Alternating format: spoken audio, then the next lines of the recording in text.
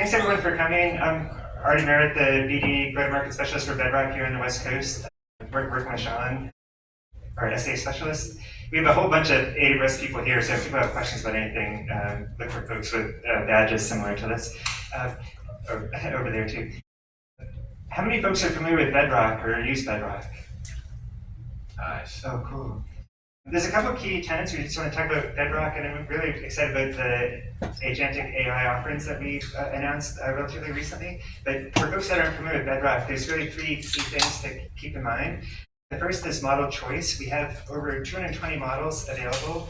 60 are available serverless on demand. Another 160 or so are available through our marketplace, and those are purpose-built models or maybe use case-specific models. And they include folks models like Anthropic.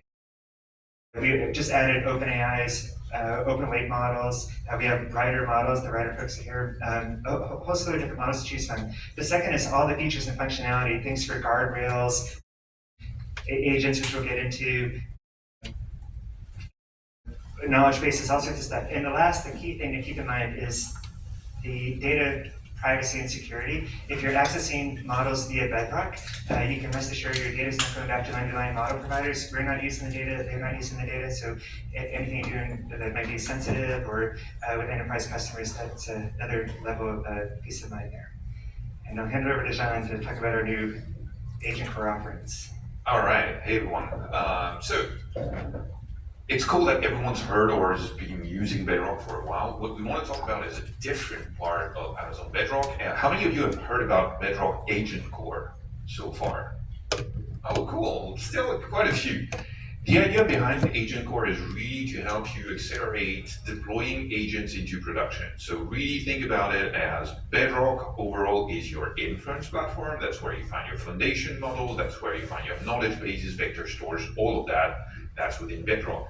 But when you're building agents, you need something where you can run, well, the compute that actually runs your agent. You need something that can manage the memory for your agents. You need something that can manage the identification, the authentication of your agents when it is trying to access something. And you need somewhere where you can host your MCP servers without having to manage all of your MCP servers on your own. Well, that's what Agent Core is. It's a set of capabilities or primitives that can be used by anyone building out agents to accelerate their path to production. So I'm going to show you a few things. Let me stop sharing there. Maybe before I move on to the demonstration part of things, we do have a QR code here that we'll show at the end. The idea there is that you can provide us with feedback. And if you go through the feedback here in the survey, tell us everything you like or didn't like about the night and everything that you've seen so far, so that we can improve over time. And we'll give you $25 in AWS credits, regardless of whether it is positive or negative feedback, by the way. So you're allowed to be blunt. All right. So I'm going to show you. This is a custom song, nothing to do with what we're going to be demonstrating, but I'm going to show you a super easy way to host an MCP server without having to manage an MCP server. And I'm going to use Agent Core to do that. So to give you an idea, here I'm going to first deploy an MCP server locally on my machine.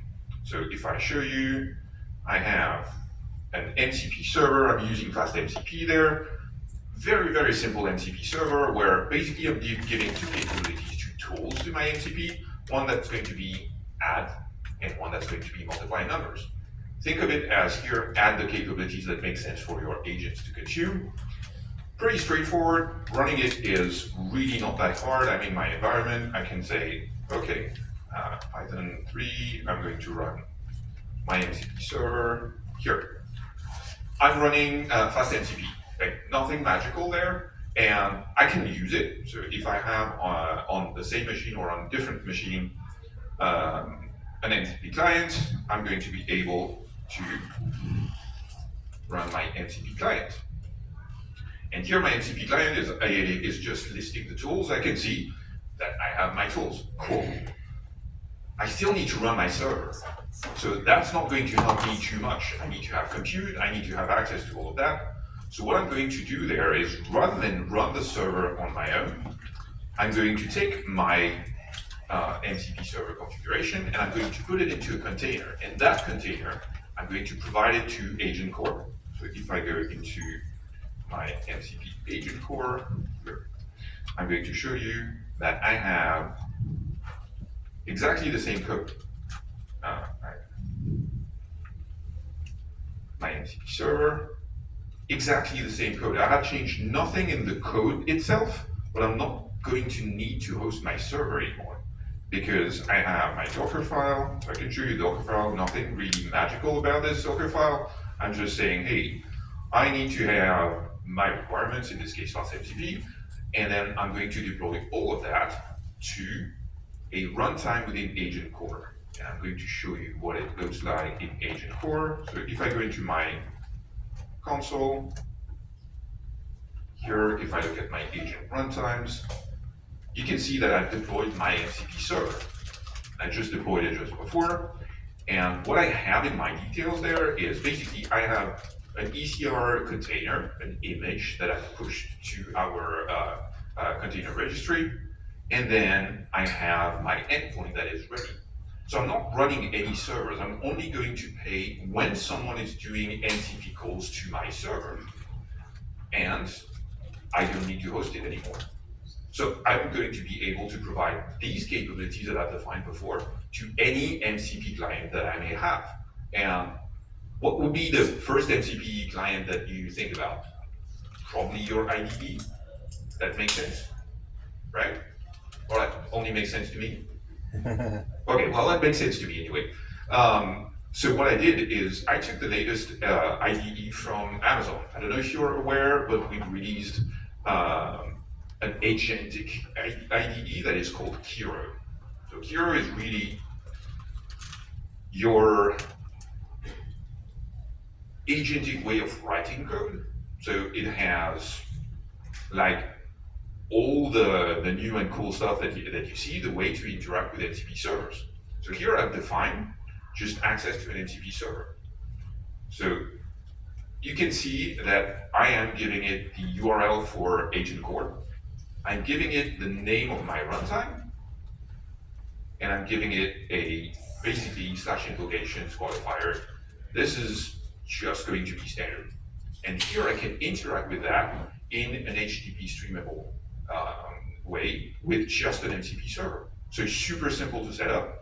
I've also set up some authentication. I don't want to have it published and used by anyone, so I've set up authentication with an HTTP bearer that I've hard-coded here, but we can absolutely set that up with an identity federation to anything that supports OAuth2. And once I've deployed that, if I go into my IDE now, and if I say, what's 2 plus 2? I know the model is absolutely able to do these calculations. However, in this case, it's going to use my MCP server. Here, you can see that it's calling my MCP server, and it's calling the add numbers tool within my MCP server. And I think it's running for a long time, which means my bearer probably expired. I'm going to refresh my bearer afterwards. But I wanted to show you, yeah, that's pretty much what's happening there. But you can see that I've defined my MCP server, I've configured it within my IDE, and here the authentication is actually doing its job. It's preventing me from accessing because my bearer is expired. I'm going to refresh my token and just put it into the configuration. It's not going to be too hard. So here,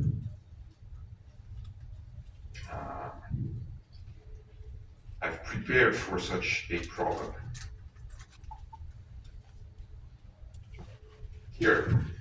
Here's a brand new token that I can put directly into my configuration. And again, I'm hard coding my authentication there. Error. There was a problem. I like that the model still gives me the answer though, because it's not a complex problem to solve.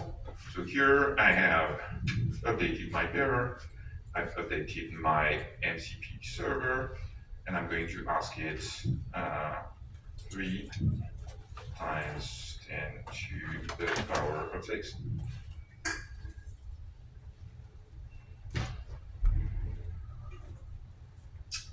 Awesome. If I expand it here, I can see that this time I got a reply from my MCP server. Again, I'm not hosting any infrastructure there. I've just defined, hey, this is my MCP server. This is how it's supposed to run, and Agent Core is running everything for me. So I'm making it super easy. Again, if we go back to the code that I showed you before, there is absolutely nothing that defines authentication. My code is just running the MCP tools. Authentication, authorization, all of that is delegated to Agent Core using the OAuth configuration.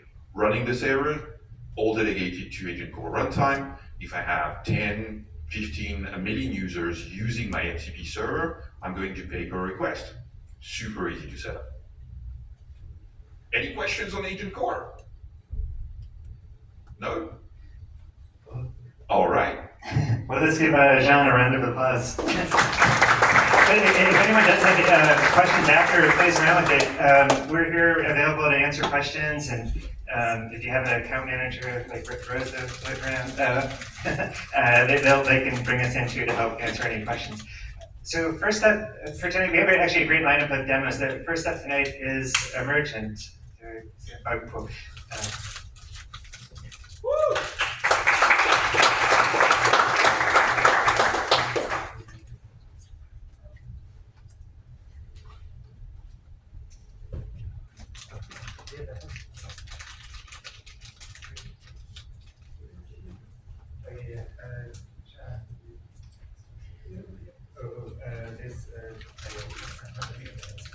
I think we lost the one.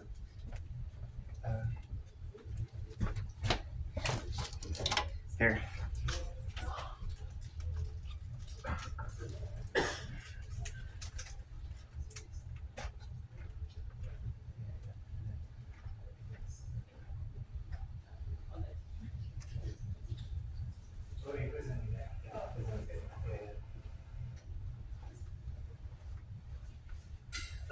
Yeah. Is everyone able to hear me? Fine?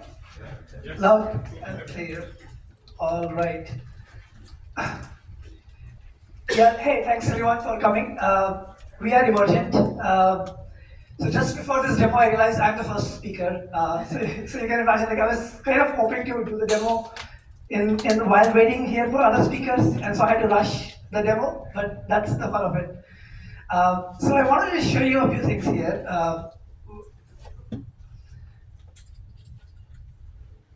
Yeah, so what I wanted to show you first here is like this timestamp. You can see this like started like just like half an hour before. So just before this demo started, I started like typing some of these things, right? So first of all, what is Emergent, right? So we are a vibe coding platform.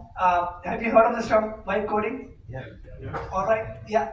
So I mean, what we've noticed is that vibe coding, although this term has gained popularity, vibe coding is anything but vibe, right? Like you start somewhere, you want to like build something, you think that this tool is promising you the world, right? This tool is like, hey, just come with an idea and then you'll end up with an app that works. But it doesn't work that way, right? Like you try to build something and you run into some errors. Sometimes you need to go and set up your database elsewhere. You have to set up authentication, and then maybe you build something, right? And now it's working fine. And now when you go and like share this app with some friend of yours, it doesn't work because what the AI did? It basically mocked all the data, right? Or it might have done something where it stored everything in the browser, and on your browser it is working, but suddenly on your friend's browser, that data is no longer there. That happens because what typically these agentic these vibe coding tools do is they take a shortcut. So they don't give you a real database. They put everything in the browser storage, and so you feel like you have a functional app, but it's barely functional, right? So what we thought that, hey, what do developers do, right? What do developers do? They have like a full-blown dev environment, right? They have a proper Mac laptop on which they can start up a dev box, they can start database, they can start other services, and they have a proper backend and a proper front end. And so we were thinking, hey, couldn't we make vibe coding just as powerful as it is for developers, but at the same time, just as much fun as these vibe coding apps are meant to be, right? And that's what we set out to build, like kind of put vibe back into vibe coding, right? So I was saying that this demo, like, I'm gonna like actually like trigger exactly the same prompt live. So You come to our website, app.emergent.sh, and you type your prompt, right? And start the dev environment, right?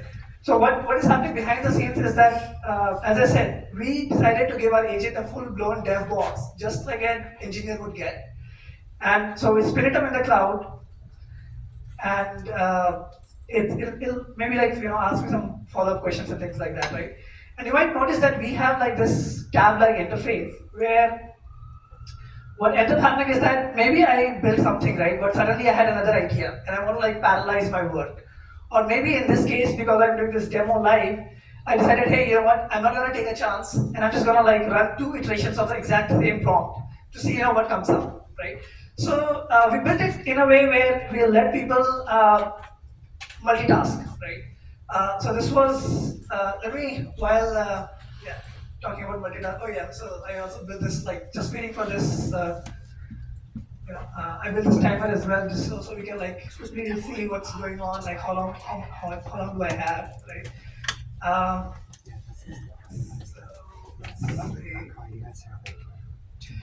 Yeah, so this is the, too many tabs. Right. So this is the prompt that I just put, right? And so agent helpfully is asking me some questions, like do you want to use Emergent LLM key or so on and so forth, right? I'll just say like use OpenAI key, go with defaults. So I mean, we have a time machine, right? We can go back to what I said earlier here in the exact same prompt. So we can go back and see. So this was this is not the same prompt. Okay. So agent had asked me some questions and I had replied with my API key and it went ahead and like build everything, right? So let's just actually try something. So I'm gonna open it here. Let's call it Johnny. Try.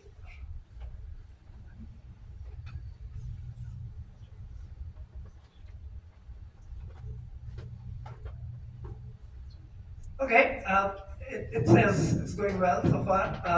So basically what I ended up doing was like build a kind of a bare bones function of a character.ai, right? And to like little bit emphasize on the point that I made, right, of a full dev box. So if you're a developer or you're just curious to look at the code, you can open the entire code base in your browser itself.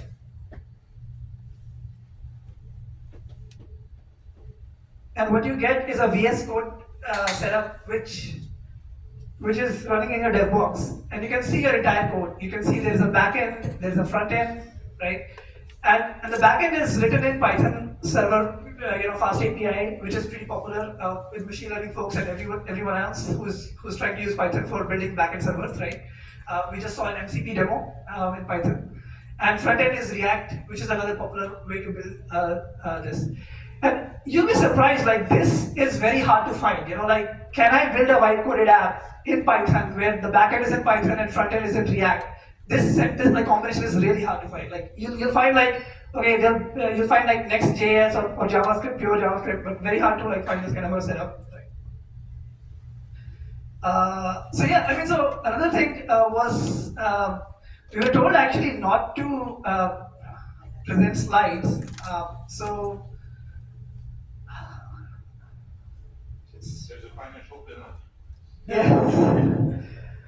So I was like, okay, we cannot present slides, right? But can I create an app where if I post a Twitter thread and it converts it into a slide, right? So that was my cheat code.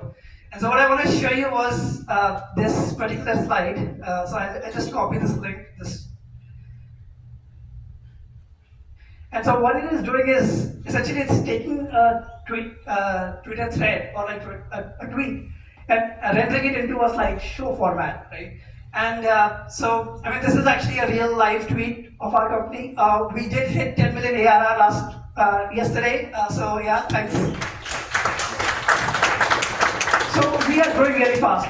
We've just launched 2 months ago. You might not have even heard of us, Emergent, right? So if you think of vibe coding, maybe you think of lovable, bold, but like you should give us a try. We are an agentic vibe coding platform, growing really rapidly, meant for developers and non-developers alike.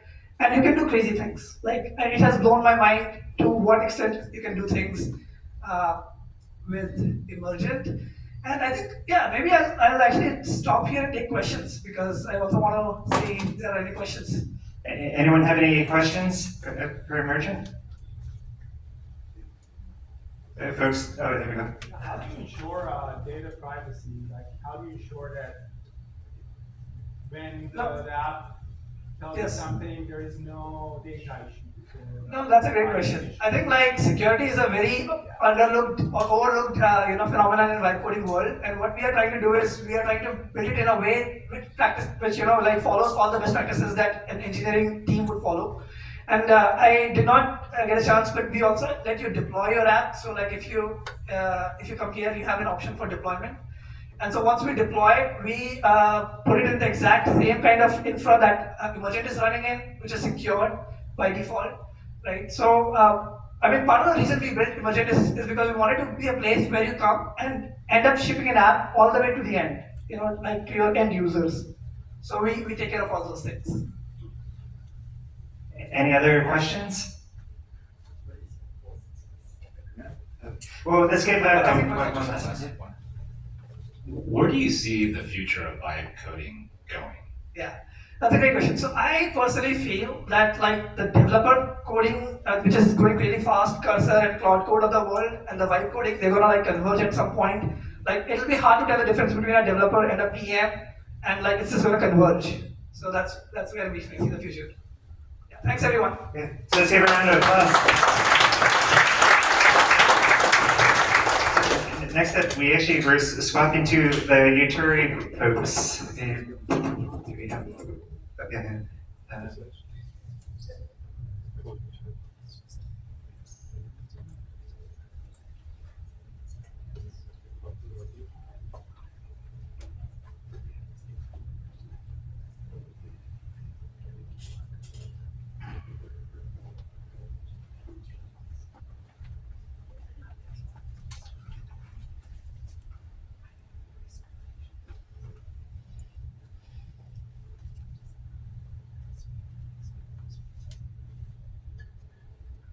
Right, everyone can hear me?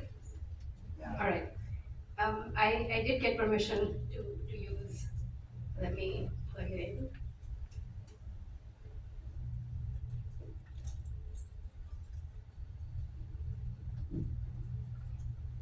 Okay, awesome.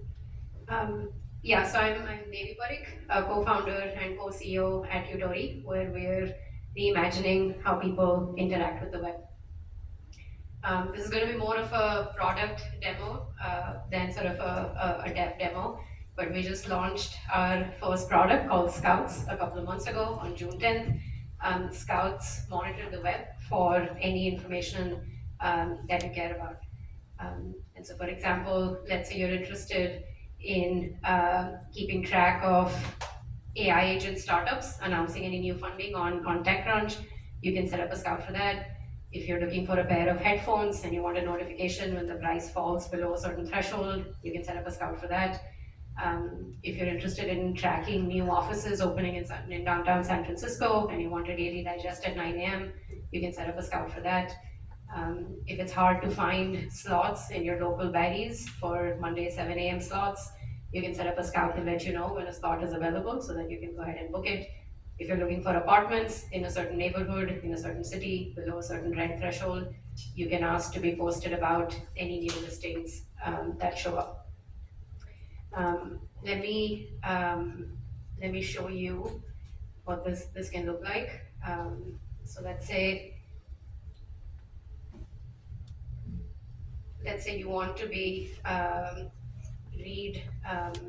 this built on Bedrock demo night event site, and let me know when similar events are coming up in SF.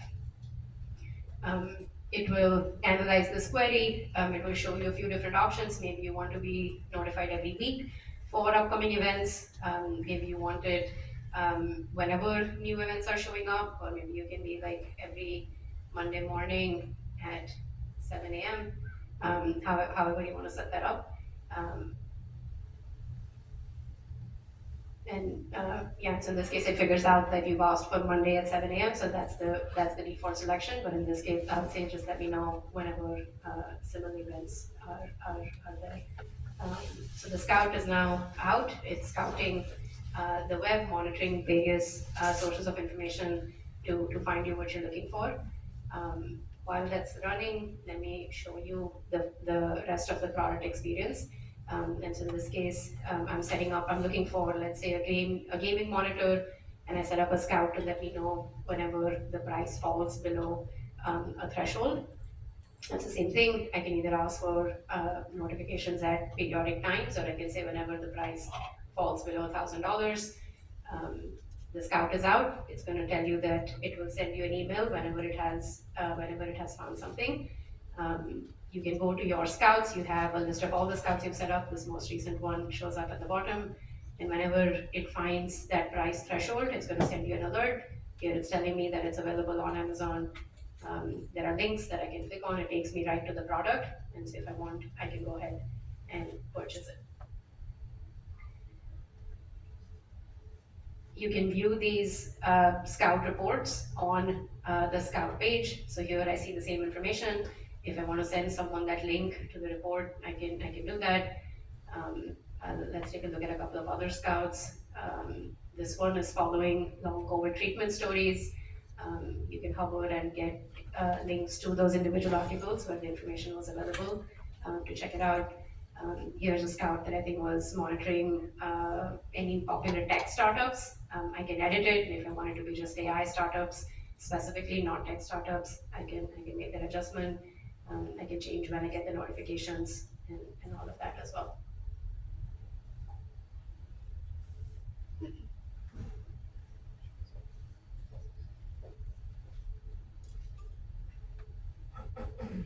Like I was saying, I can share a link to the Scout report. In this case, my co-founder has sent me a link to a Scout that he thinks I might be interested in.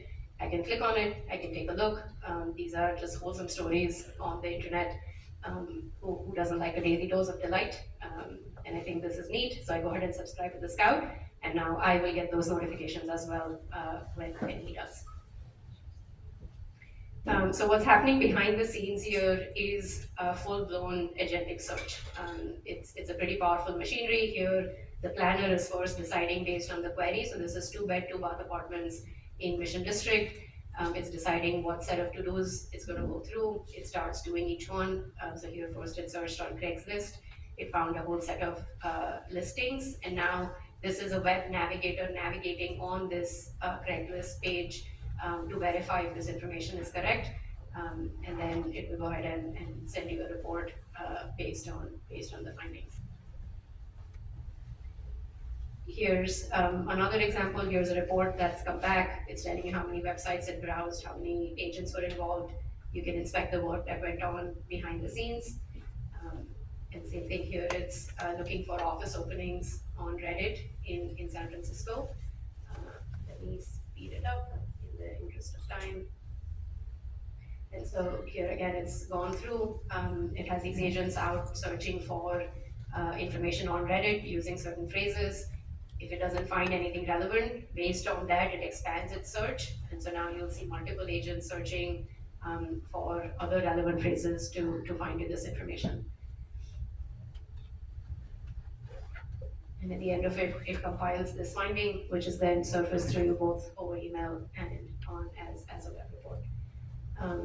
Let's go back let's actually look through a few other scouts. We have a couple more minutes. Here's one that is about AI researchers announcing that they are leaving their current position without saying where they're going next. And so people like to track these folks. And so this just last night came back with this information about the CEO of GitHub changing positions, news about Apple, and a variety of other things there. This scout tracks AI leadership changes across companies.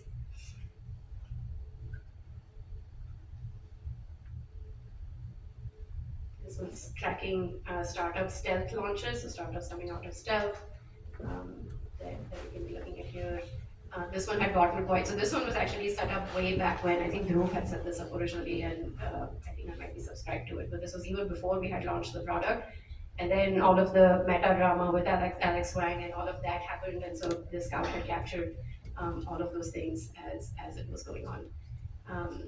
Let's quickly look at, so the Scout that I had just set up, it's come back with its first report.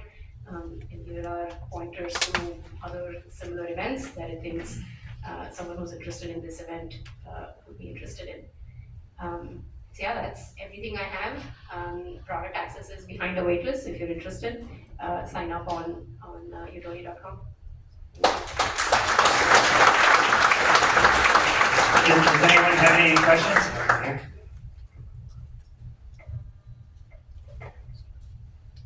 I just want to say it was a great demo. Thank you. Thank you. Going back specifically to the Craigslist example, it was bringing up a question I had in mind. When you initially prompt a Scout and it determines what context the agents need to function under, like let's say in that example it said that, oh, we want to look at Craigslist, whatever, every 7 days or whatnot. What happens if that context changes on a week-to-week basis? Will the Scout itself update its context every time, or will it look through the same lens every single week? It will start from scratch every week. So every time it chooses to run, it's going to think through based on this query, what are relevant sources that I should be going and looking at. And so it's not biased by the sources that it had looked at earlier. What it will make sure is that it doesn't show you repeated information over and over again. So when it finds information on week 2, it's going to look at what it had already told you in week 1, and it will only tell you new information relative to that. So in that sense, there is a temporal sequence dependence on the Scout reports that you get. But the sources, it just thinks it through from scratch each time. Now, if you know that you are only interested in some sources and not others, then you can just specify that in the query, and it will respect that to the extent that it can.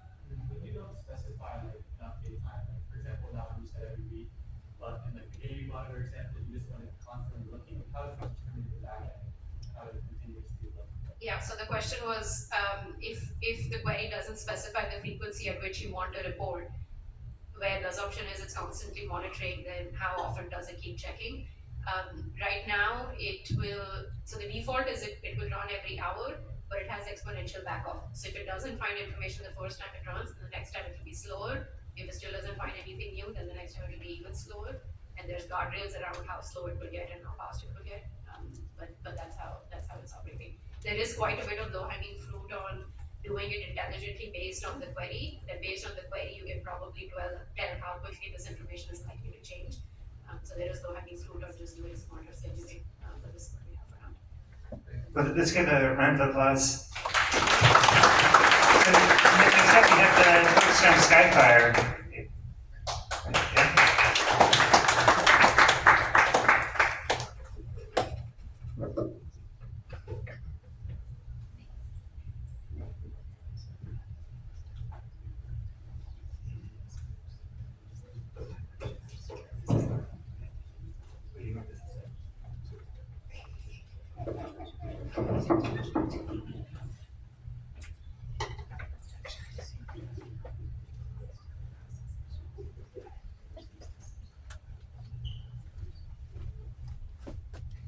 Hey everybody, my name is Craig Hewitt. I'm the founder of Skyfire.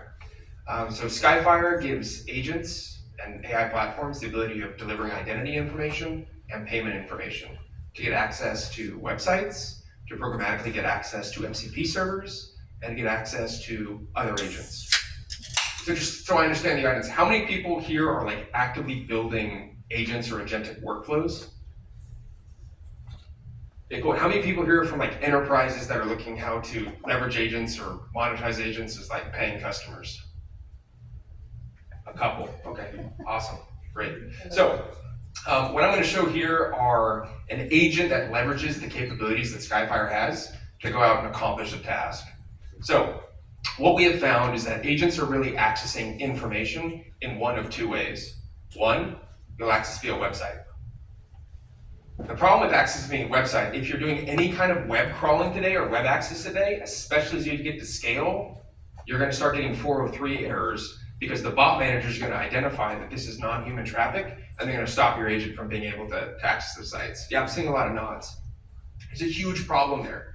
And the huge problem there, at least from the content side or the website side, is that's not a human.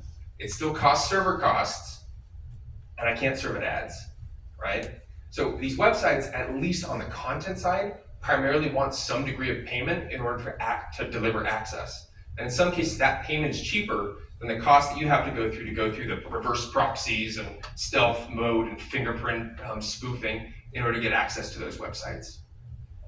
The other way that agents can access applications is what we saw today, MCP servers. So agents can search for MCP servers, but any MCP server you look at right now, at the top, what does it say? Go to my website, type in your information, generate an API key, and plug that back into your agent. Completely breaks the flow of an agentic workflow, right? So how does an agent get the authentication on the fly necessary to hit those tools? That's an identity problem, and in some cases, that's a payment problem. So I'm gonna walk through something that we built. This is something we built on Agent Strands. It's leveraging Skyfire for identity and payments. And I've given it a prompt here. I'm saying, okay, I want a specific data set for pickup truck sales in 2024. I'm gonna give it a budget, and then I'm gonna proceed to create me a presentation. So historically, like if you're building an agent to do this, it's gonna go out and try to only get public information of the websites it's able to scrape, or the sites the LLM is able to scrape. But in some cases, you're gonna need the ability of getting proprietary data that has some value to it. So how does that work? So while this is running, I'm gonna show you one of our beautiful slides here so you understand the process. All right, here's that beautiful slide.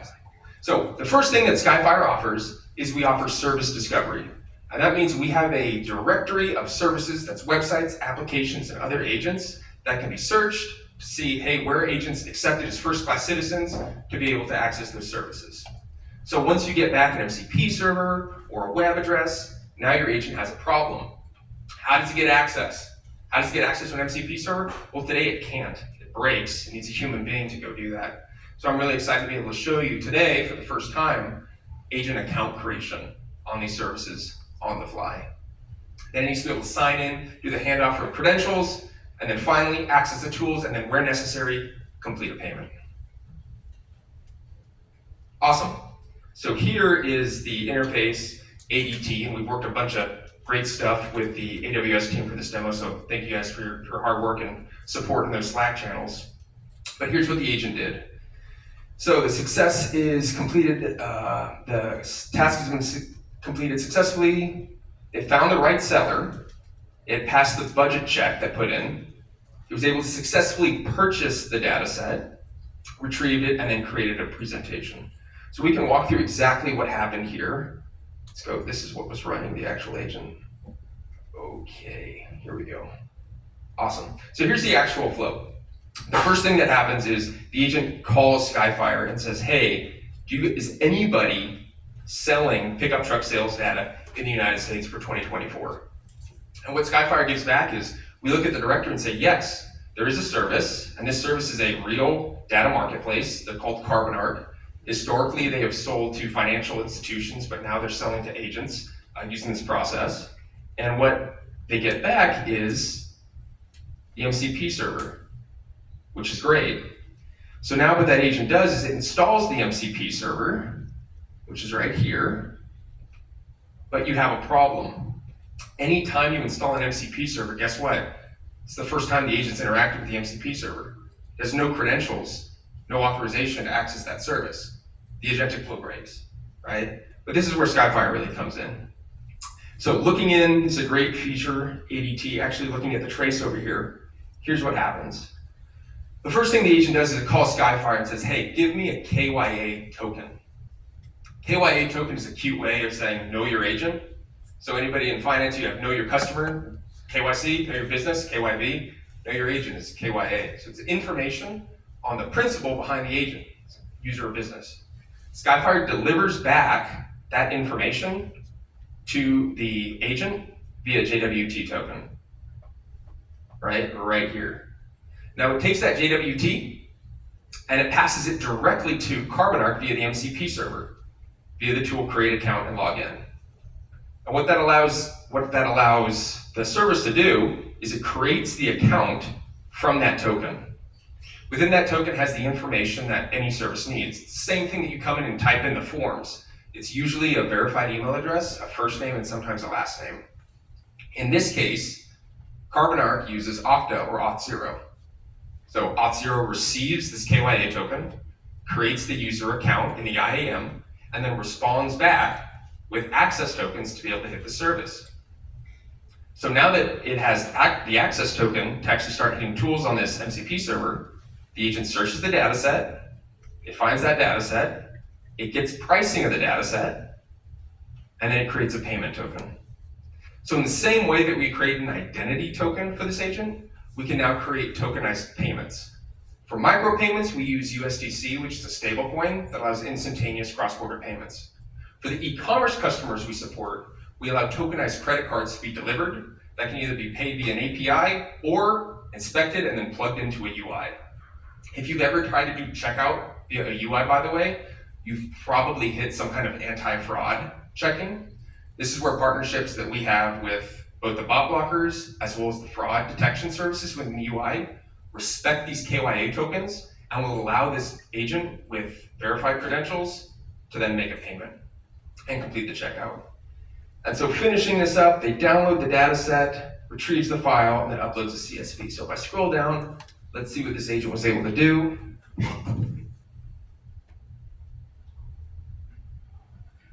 Sweet. Okay, so in this case, the agent was able to, using Skyfire, discover the data. They were able to create an account at this service via an MCP.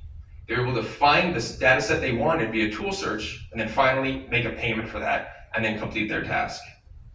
And so that is the complete flow for MCP access. Now, I am almost out of time, but I also want to show what it actually means for web access. So the exact same token approach using JWTs can be used to just crawl the web, right? And so when crawling the web, the agents are able to create the exact same token. This is that JWT I was talking about. If you look inside that JWT, you can see the required information that a website, a bot blocker, an MCP server requires. And we're able to crawl by passing this in the header of the HTTPS. And so now, instead of getting 403 errors, I can get direct access to a site by delivering information on the principal, and in some cases, a payment for content. That is what we think is really the big missing link in agentic commerce, and that's what we built at Skyfire. Thank you very much. Anyone have any questions for Greg? My question is like when actually you crawl the data and you request any data, let's say if I played a gaming store and I request like give me the social security information for the people or any data set that is available, that may be a false website which is gathering all this data. So is there any legal or ethical checks that is like performed while actually gathering the data and get it? Yeah, the question is what happens if a website tries to access your social security information? So one, I would not suggest giving any agent your social security identifier. The information that Skyfire has is either onboarded directly by Skyfire or one of our platform partners. That is usually a verified email address, first and last name, in some cases a phone number. Now in terms of the requests by the websites, those are partners of Skyfire. And so through us, after our KYB process, they tell us the specific information that they need in order to access the site. So there's not a situation where you have some rogue website that hasn't been vetted by Skyfire that's receiving this token just completely on the fly. Let's give one more round of applause to Greg.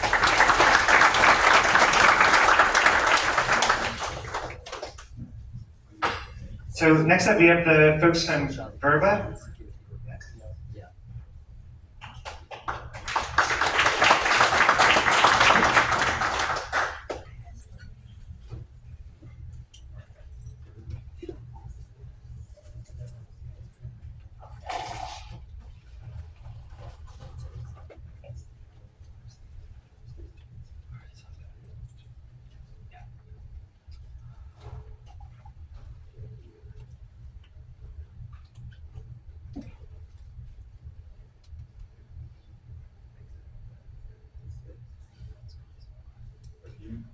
All right, hi everyone, I'm Arnav, this is Akash, and we're building Verba. So currently, how many of you guys vibe code? Missing a lot of you guys.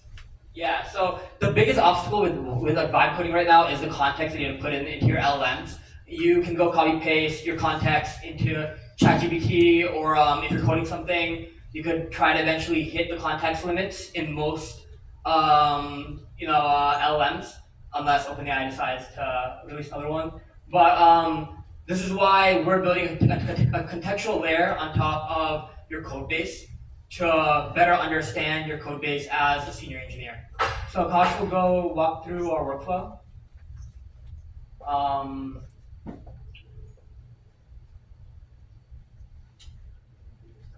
Okay, alright. Okay, yeah. So here we can just go and import our Git repository, connect directly to GitHub. You can enter in some context about your project if need be. Then after that, we can you can go put in any existing documentation you have about your repository, which will also semantically chunk. Then you can adjust what type of documents you want in our markdowns or wikis, which basically create the context of our code base. So for now, we'll just select all of them by default. This process typically takes like 10 to 15 minutes. We generate a dependency graph and then a Merkle tree, and then this basically enables us to create those markdowns, which give you the high-level picture of your repository. And so we tested this out on Vercel. It's about like millions of lines of code, like 5,000 files or so. So pretty good test. Took about 15 minutes. But here we have the markdowns of basically the high-level structure, system architecture, like the tooling, what Vercel does, which it allows you to quickly develop and deploy apps. It generates Verba diagrams and tables to help you better understand what the repo does. And so we again chunk these wikis that it creates to better serve the context of your entire code base and organization. So here we have a chatbot, which is Agentic, where you can ask it questions. You can interface directly with the repository, and it's basically chatting with your code base. So here we asked it, how does customer onboard onto Vercel, for example? And then it'll go ahead and look at the embeddings of the wikis and the embeddings of the code itself, cross-reference them with our agentic workflow, and then it will hopefully tell us how Vercel onboards customer. It does take a while. To be fair, Codex takes like 3-4 minutes to do this, so we are better than them. Yeah, okay. So see here, to onboard a new customer, the user would have to go through the following account creation process. And so I was able to decipher this from Vercel's code base.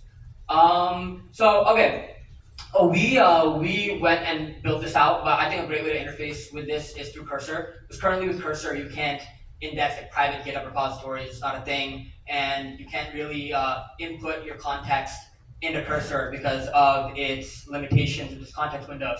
So yesterday night we went ahead and built a little MCP server and exposed some of our APIs, which do our dependency graph building and chunking.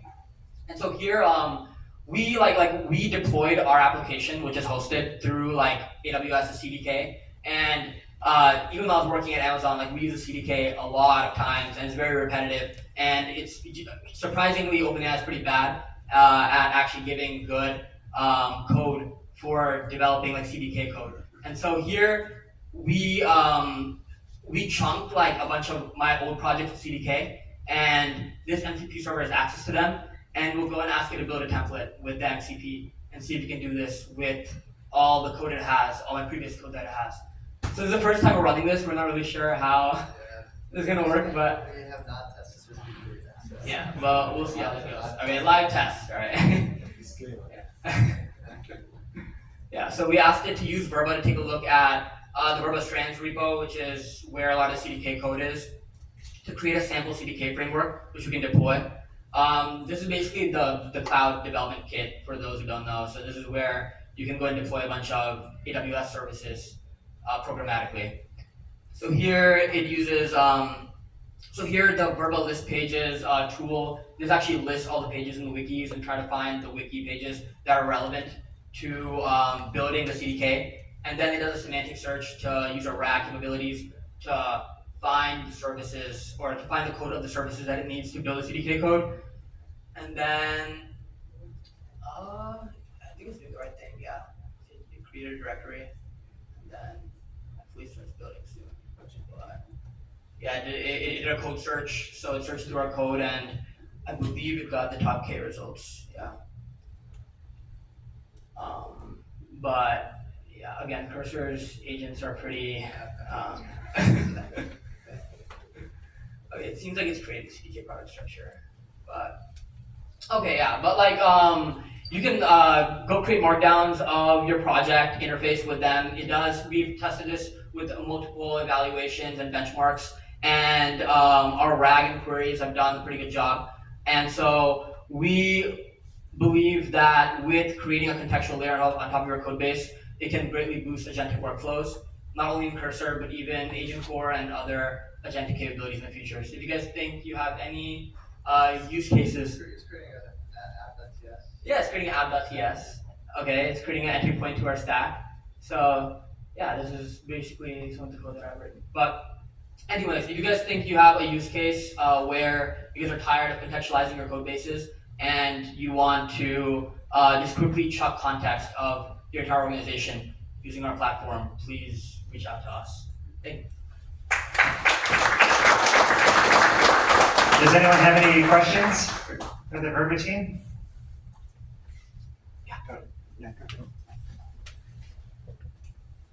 Thanks for the presentation. How do you compare to, say, like, I use Claude Code and say, make a bunch of Claude MD markdown files? Right, yeah. So with Claude MD, we've noticed it's unable to tie in together like parts of the repos that are like, especially when you're looking across an organization, it's not able to tie in like maybe the authentication flows with like other parts of the architecture and stuff like that. It's very focused on like certain parts of like directories, for example. It's clusters by directories.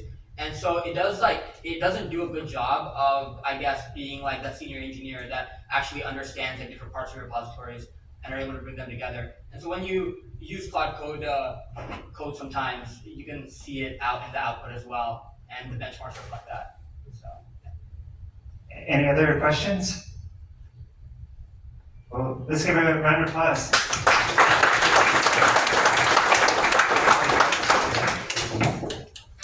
All right, so next up we have Ryder.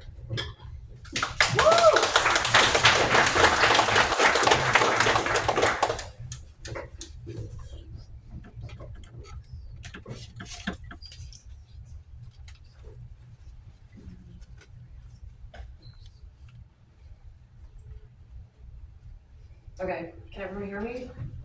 Yes.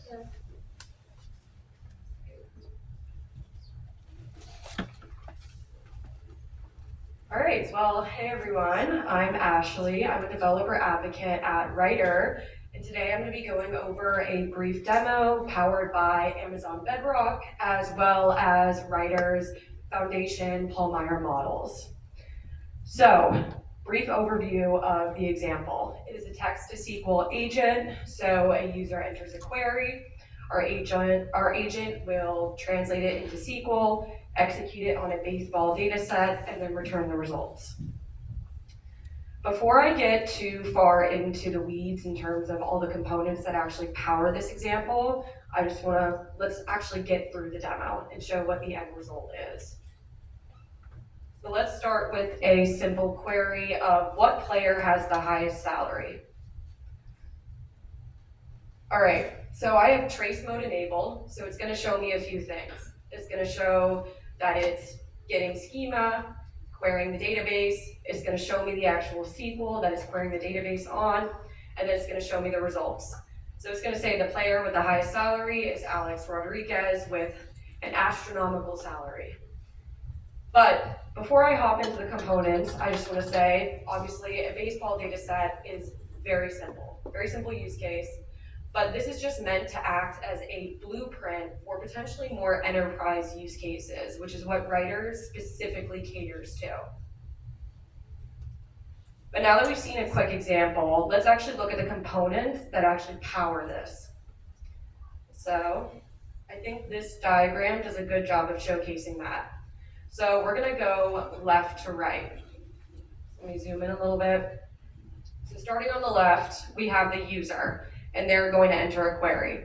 Then it gets sent to our Amazon Bedrock agent, which again is our writer Palmyra model. It's going to look at the tools that it has available to it. And this workflow is actually defined in the agent prompt, but it's going to do two things. It's going to call get schema, and then it's actually going to query the database. So the Lambda function is just meant to act as kind of like the glue that connects each one of these tools, the AWS services that it has access to. But how do we actually set up each one of these services? So let's hop back into the code. Let me shrink this. Great. So we have this initialize environment script that just automates everything that the agent might need access to. So again, it's connecting the agent to the tools that it has available to it. And if I were to actually run this script, it would take a few minutes to say, hey, everything's been successful, we have your Lambda function, we have all the services set up, etc. So instead of making us go through that, I'm just gonna hop into my AWS console, and I can just show this.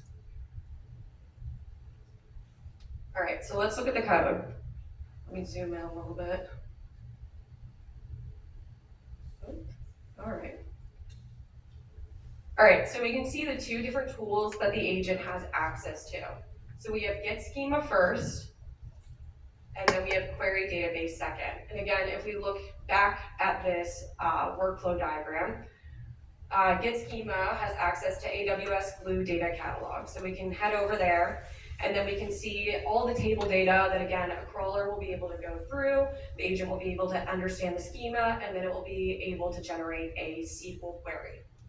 And then once we have that SQL query, we can actually execute it on our data stored in our S3 bucket. So if I go over there, we have the history of baseball, and then we can see all of the different tables that we have access to. All right, so now that we understand the components, let's go through a more complicated example.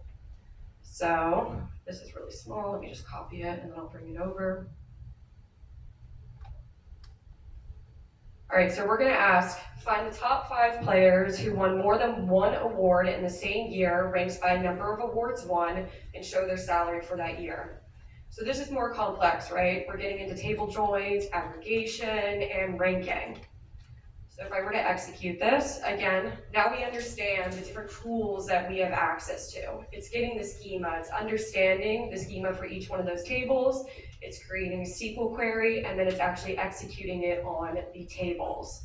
And again, we can see in that SQL query, pretty complex, right? We have table joins, ranking, and aggregation.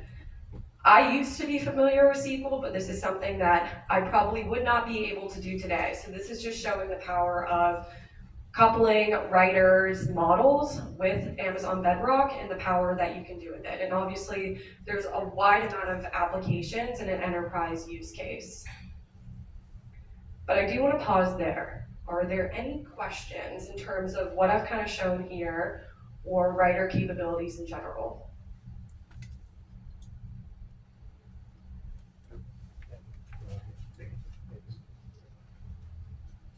So your clients install Writer into their own AWS account? Is that how it works? So in terms of Bedrock, our writer models, or our writer foundation models are on there. We have X4 and X5. We also have vertical specific models that aren't on Amazon Bedrock, so for the financial industry as well as the healthcare industry, for instance. That's how that's. Yep, exactly. Okay, so one other question. Do you still have a question? Okay. A very quick question. So you show the schemas and they say what schemas available, and how will they understand this schema? They define the table name, column A, B, C, D. You can call this baseball player name, first name, last name, but it could really mean something else. Let's say the schema just sucks. They say first name, but they really put the date of birth there. You know what I mean? So the schema name doesn't really always reflect what they need to mean, right? Yeah. So how would you know? So okay, the schema column saying salary, but they really provide the address there. Got it. I mean, where you got that intelligence is, thank you. Yeah. So what I can say, one of our fantastic engineers did set this up, and what I understand is that there were crawlers that go through the schema and then communicate back to the agent. This is what it looks like from a table perspective, and then the agent can then translate that into SQL. I would need to check with our engineer to understand if there's any guardrails in place in terms of, hey, if this is a string and then you input a integer, if that's not gonna work, right? So if we're asking for name and then we're putting salary, which might be an integer, that might not be useful, correct? Any other questions? Well, let's give a round of applause for the folks that are right. Was there one, or this one? Yep, so Oh, yeah. Sorry. Have you guys like ran benchmarks on your natural language like SQL engine? Or like how does this compare to like Amazon Q's like generative SQL? Because they have something similar, right? Yeah, so I would need to go back to see if we actually have benchmarks on our SQL engine, but we do have benchmarks on our actual models. And we have also generated benchmarks ourselves and have done a lot of research. So if you connect after this, I can give you, or I can actually send you that information of all the benchmarks that we've actually tested our models against and have performed very, very well. But yeah. A second round of applause. So last but not least, we have Lovart.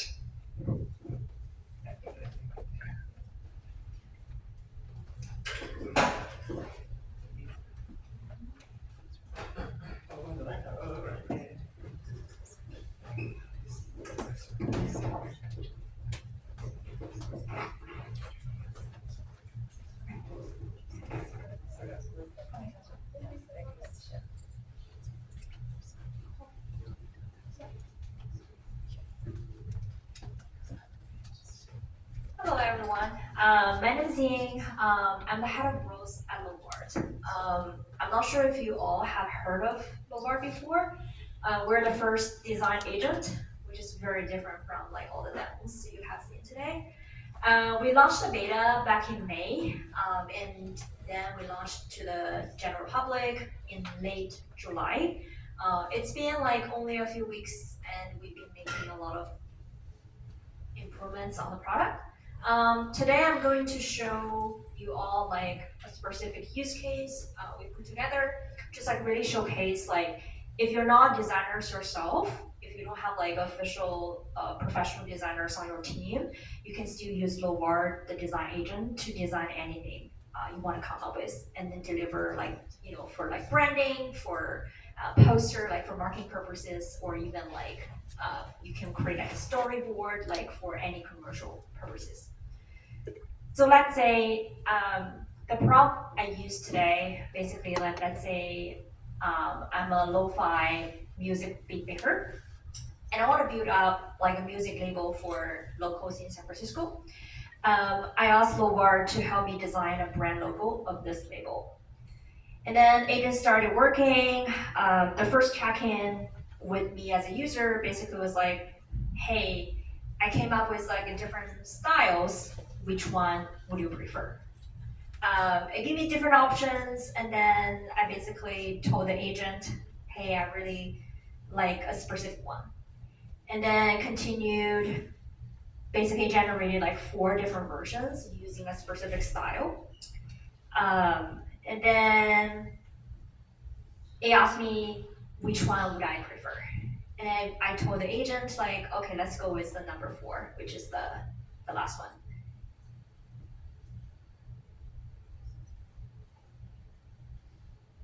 All right.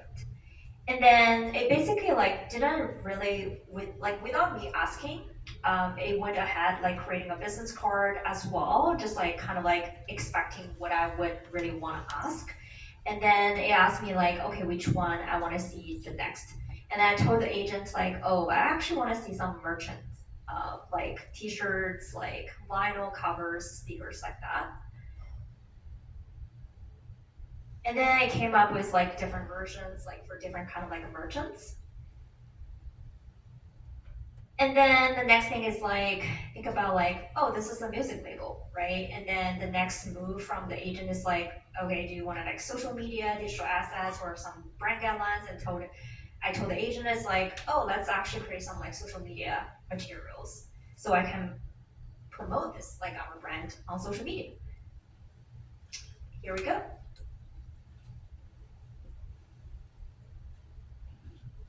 And then I didn't really stop there. I asked the agent, okay, can we have more mock-ups relating to merchandise and branding? For example, like some like stickers or like musical instruments, something like that. And it did give me some like materials, like more like a musical setup, which is pretty cool, and also like some merchants as well. And then I was like, okay, this is like a music thing, right? What if we want to promote our music brand like by having like outdoor concert in the Bay Area or like specifically San Francisco? And then it did give me like some options like how the marketing material is gonna look like.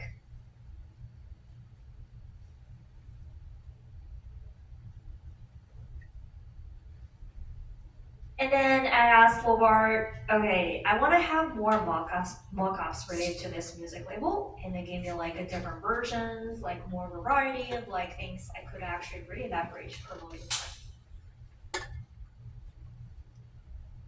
And then came to the interesting part. I gave Lovart this is my avatar on the right side. Like, oh, this is my avatar.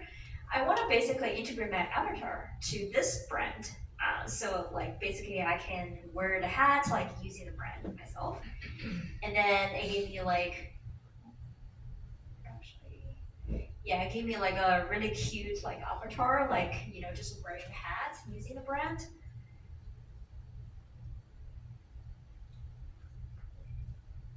And then the agent asked me like, hey, do you want an additional design like based on like on top of this? And then I basically told the agent is like, oh, I want to have like 360 like a view of like the avatar like wearing this hat. So it generated like 3 different versions, like, you know, from different numbers. And then it asked me, you know, what additional assets I want to have, like maybe like animated version of the avatar, maybe a video of the avatar. And then I told the agents like, oh, let's have like a 3D model, which will be pretty cool. And then here we go. We got a 3D model. And then I asked the agent to like, oh, let's actually put the character inside the vibe. And then basically put me in a hall, like promoting all the brand stuff. I also asked the agent to generate like a video. Let me click right here.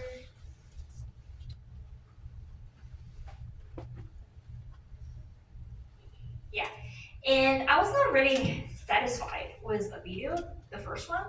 And then I specifically asked like agent, okay, can we use like View 3 standard to generate the video I wanted again?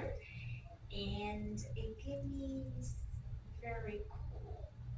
All right, let's play it.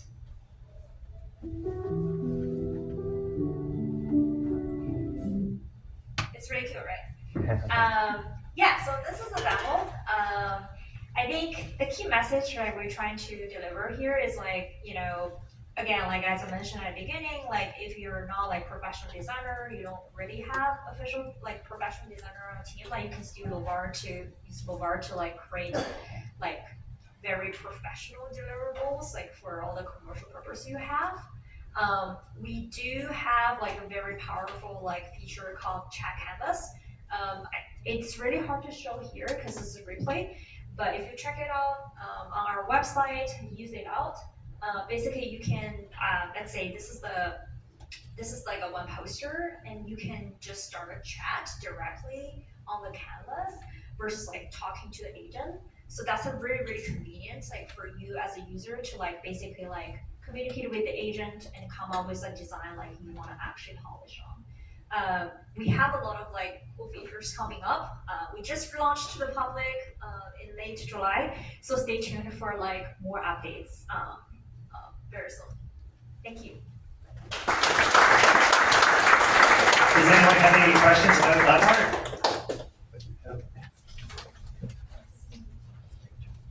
At this point, can you export in any files or just static files for right now? You can export. Okay, Yeah, in different like formats. awesome, thank you.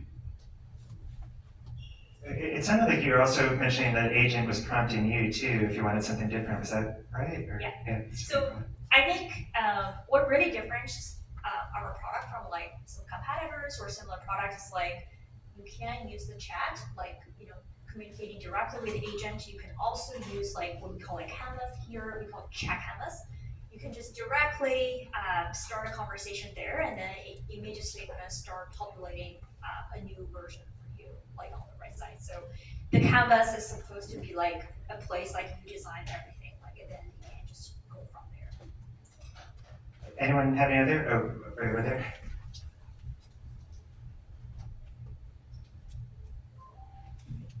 Thanks for sharing, this is great. I have a question regarding the iteration process. Something that I have faced when using AI for branding or for design is like refining the visuals. So probably in this case you show like 4 different examples, but what happens if you want to iterate on some of the details? Let's say, for example, I want a different font style or I want a different set of colors. Is it something that we can do with the product? Yeah, so as I mentioned, there are 2 ways for you to achieve that. One way is like if you have like a more like high level, right? Like I want different style, right? Or you want to upload a new image or text, like to support the design. Like normally you would want to chat on the right side. For anything, for example, like I know I didn't really show the chat canvas feature. Like for example, like I don't really want to have like California, right? This text, and I can just basically like circle it and then like start a chat. And then immediately, like, I can just tell the agent, like, hey, I don't want California. Can you just keep the San Francisco one? And then it's gonna populate something like on the right side immediately. So like, I guess that's like what you call like refinement. Yeah. Well, thanks. Let's give one last round of applause.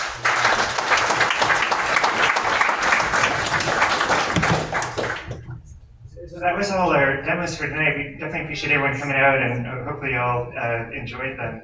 As Jean was showing earlier, we have a brief survey. If you feel comfortable filling out, it gives us feedback, gives the law folks feedback, and as Jean mentioned, you get $25 in credits. And you guys can all pool them and start something. Our next event is September 16th as well, so that's the that's the URL if you want to type that in.